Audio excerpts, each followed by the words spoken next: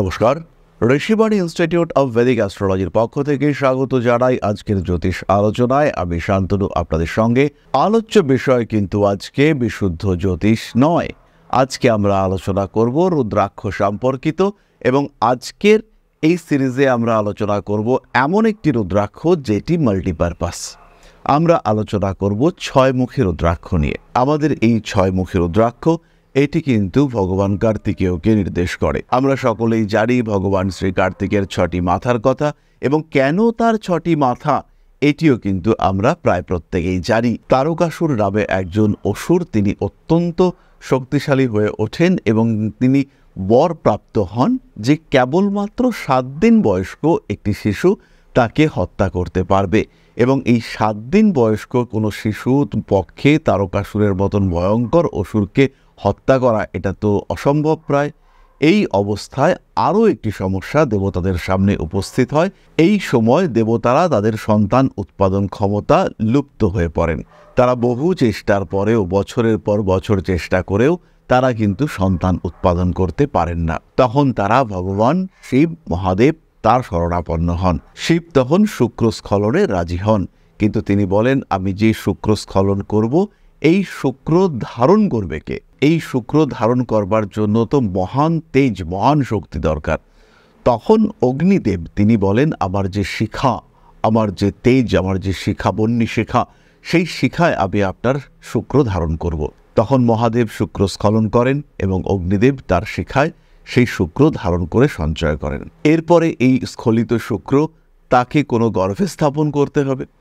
এর সঙ্গে সঙ্গে আরও একটি অদ্ভুত কাহিনী সম্পর্ক দেখতে পাওয়া যায়। স্বাহা তিনি অগ্নিদেবকে পছন্দ করতেন, এবং অগ্নিদেব সপ্তর্ষির যে স্ত্রী তাদেরকে পছন্দ করতেন। যখন হোম চলত, সপ্তর্ষিরা যখন হোম করতেন, তাদের স্ত্রীরা সেই হোমে সাহায্য করতেন। অগ্নিদেব কিন্তু সেই স্ত্রীদেরকে দেখতেন, এবং স্বাহা তিনিও এই বিষয়টি জানতেন। হোমের পরে স্বাহা তিনি এই সপ্তর্ষির স্ত্রীদের রূপ ধারণ করে অগ্নিদেবের সঙ্গে মিলিত হতেন, এবং অগ্নিদেবের যে শুক্র, অর্থাৎ ভগবান শিবের যে শুক্র অগ্নিদেব শিখায় ধারণ করেছিলেন, সেই শুক্র স্বাহা প্রাপ্ত হতেন। সেই শুক্র স্বাহা এক পর্বতের কন্দরে অর্থাৎ গর্তে রেখে আসতেন। পরপর 6 দিন এই ঘটনা ঘটার পরে যখন স্বাহা অরুন্ধতির রূপ ধারণ করতে গেলেন, তখন অরুন্ধতির তেজে সেই রূপ কিন্তু তিনি ধারণ করতে পারলেন না, এবং তার শরীর অনেকটাই আঘাতপ্রাপ্ত হলো। ইতিমধ্যে পর্বতের কন্দরে 6 বার স্খলিত শুক্র সঞ্চিত হয়েছে। সেই স্খলিত শুক্র পর্বতের কন্দরে জন্ম দিয়েছে এক ভয়ঙ্কর শিশুর। 6 বার স্খলিত শুক্র প্রাপ্তির কারণে সেই শিশুর 6টি মাথা, প্রচণ্ড তার তেজ, এবং সেই শিশু তার চিৎকারে পর্বত বিদীর্ণ করছে। দেবতারা বুঝতে পারলেন যে সেই শিশুর জন্ম হয়েছে যে 7 দিন বয়সে তারকাসুরকে হত্যা করতে পারবে। দেবতারা তাকে সেনাপতি নির্বাচিত করলেন।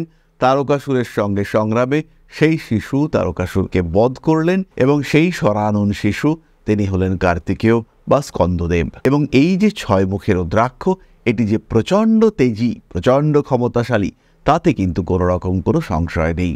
এখানে রয়েছে তেজ এবং এখানে রয়েছে শুক্রের ক্ষমতা।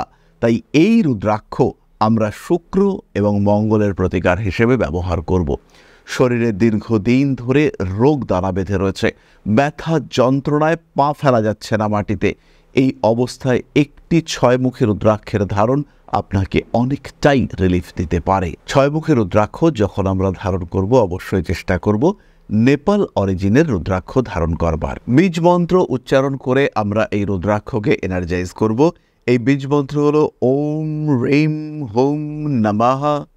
আরও একবার আমরা বলি, ওম রেম হোম নমঃ। এই মন্ত্রের সাহায্যে আমরা এই 6 মুখী রুদ্রাক্ষকে এনার্জাইজ করব। কখন আমরা এই রুদ্রাক্ষকে ব্যবহার করব, কয়েকটি ছোট্ট ছোট্ট উদাহরণ আমরা জানব যখন এই রুদ্রাক্ষগুলি কার্যকরী হয়েছে। মকর লগ্নের একজন মহিলা, তার ওজন অনেকটাই বেশি, এবং তার এই ওজন বেড়ে যাওয়ার জন্য ধীরে ধীরে হাঁটুতে ব্যথা, প্রচণ্ড ব্যথা শুরু হয়েছে। ঠিক আর্থারাইটিস নয়, কিন্তু হাঁটুগুলি আস্তে আস্তে জবাব দিতে শুরু করেছে যে আর টানতে পারছি না, আর তোমার ওজন বইতে পারছি না। এই অবস্থায় এই মানুষটিকে ধারণ করানো হলো একটি কপার বালা এবং তার সঙ্গে সঙ্গে একটি 6 মুখী রুদ্রাক্ষ। তিনমুখী রুদ্রাক্ষ দুটি তার কম্বিনেশন। মোটামুটি মাস তিনেকের মধ্যেই ভদ্রমহিলা কিন্তু ধীরে ধীরে সুস্থ হয়ে উঠতে লাগলেন, কিন্তু অবশ্যই তিনি অত্যন্ত যত্ন সহকারে এই রুদ্রাক্ষ ধারণ করেছিলেন এবং এই রুদ্রাক্ষের ধারণ তার এনার্জি লেভেল, তার মোটিভেশন লেভেল এবং নিজেকে সুস্থ করবার জন্য যে হিলিং এবিলিটি সেটাকে অনেকটাই বাড়িয়ে তুলেছিল। তার ফলে তিনি কিন্তু ধীরে ধীরে নিজেকে সুস্থ করে তুলতে সক্ষম হয়েছিলেন। এই মুহূর্তে তিনি চলাফেরা করছেন এবং তার যে ছোট্ট একটি ব্যবসা রয়েছে সেটিকেও তিনি যথেষ্ট ভালোভাবে চালু রেখেছেন। দ্বিতীয়ত, ছয়মুখী রুদ্রাক্ষের ধারণ আমাদের শত্রু বিনাশ করতে সাহায্য করে। ছয়মুখী রুদ্রাক্ষের ধারণ আমাদের ইমোশনগুলিকে কন্ট্রোল করতে সাহায্য করে। অনেকটাই ইমোশনাল হয়ে পড়েছেন, বুঝতে পারছেন কোনো একটা জায়গা থেকে একটু বেরিয়ে আসা দরকার রয়েছে, বুঝতে পারছেন কোনো একটা সমস্যা থেকে নিজেকে মুক্ত করা দরকার রয়েছে। এইরকম অবস্থায়, এইরকম সিচুয়েশনে যদি সেই জায়গা থেকে, সেই ক্ষেত্র থেকে নিজেকে মুক্ত করতে চান, যদি নিজের ইমোশনের উপরে আরেকটু নিয়ন্ত্রণ বাড়িয়ে তুলতে চান, সেই ক্ষেত্রে অবশ্যই আপনি ধারণ করুন ছয়মুখী রুদ্রাক্ষ। নিজের আত্মবিশ্বাস ফিরে পেতে যদি চান, সেই ক্ষেত্রে ধারণ করুন ছয়মুখী রুদ্রাক্ষ। লাস্টলি বলবো, সন্তান প্রাপ্তির ক্ষেত্রে ভীষণ রকম বাধা সৃষ্টি হচ্ছে, ধারণ করুন ছয়মুখী রুদ্রাক্ষ। স্পেশালি পুরুষরা হরমোনাল ইমব্যালেন্সের কারণে আপনার সঠিক সন্তান উৎপাদনের ক্ষেত্রে সমস্যা হচ্ছে, কমপ্লিকেশন তৈরি হচ্ছে এবং বিভিন্ন রকম জটিলতা সেটা কিন্তু বারবার আপনার সামনে আসছে। এই অবস্থায় অবশ্যই ধারণ করুন ছয়মুখী রুদ্রাক্ষ এবং এই সমস্যাগুলিকে একদম ম্যাজিকের মতো কমিয়ে দিতে সক্ষম সঠিক ছয়মুখী একটি রুদ্রাক্ষ। রুদ্রাক্ষ নেওয়ার সময় অবশ্যই জাজ করবেন। রুদ্রাক্ষ জাজ করবার একটি পদ্ধতি আমি এর আগের ভিডিওতে শেয়ার করেছি, আজকে একটি পদ্ধতি আপনাদের সঙ্গে শেয়ার করব।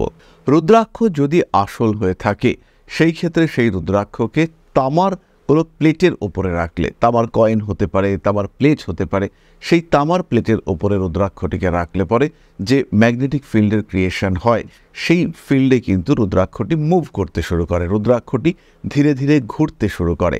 আপনারা খুব সহজেই এটি পরীক্ষা করে দেখতে পারবেন।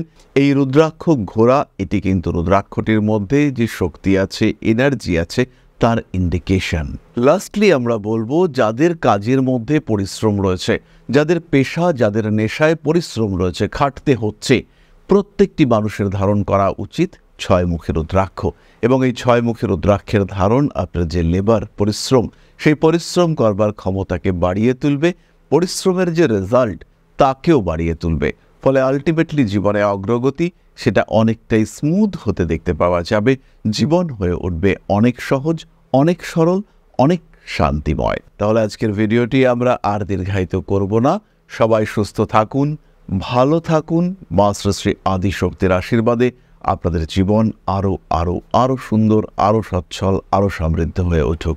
জয় মা আদিশক্তি। নমস্কার।